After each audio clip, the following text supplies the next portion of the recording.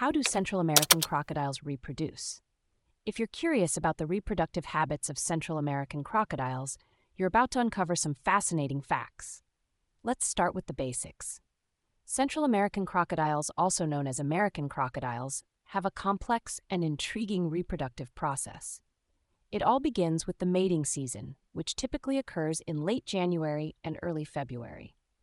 During this time, male crocodiles start courting females by performing a series of rituals.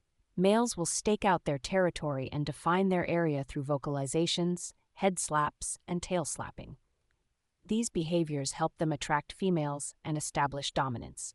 In some cases, males may even fight over territory and breeding partners.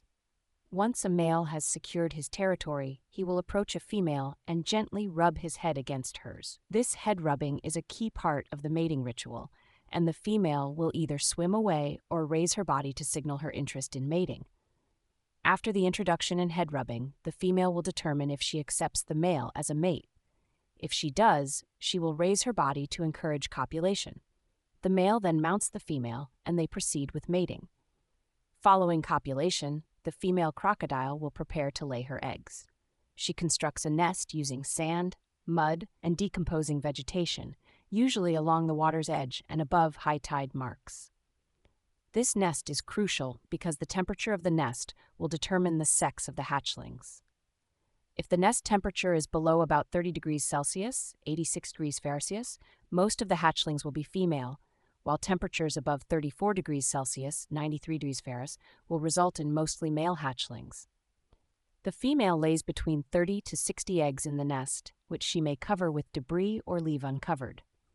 These eggs incubate for about 75 to 85 days, during which time the female guards the nest, often from a nearby hole in the bank. Despite her efforts, the eggs are still vulnerable to predators like raccoons, coatas, foxes, and large predatory ants.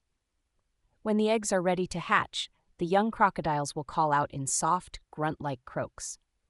This sound triggers the female to attend to the nest, uncover the eggs if they are covered, and help the hatchlings escape. She then scoops up the young with her mouth and carries them to the nearest water source. After the hatchlings are in the water, the mother's involvement is minimal. She may stay with them for only a few days before leaving them to fend for themselves.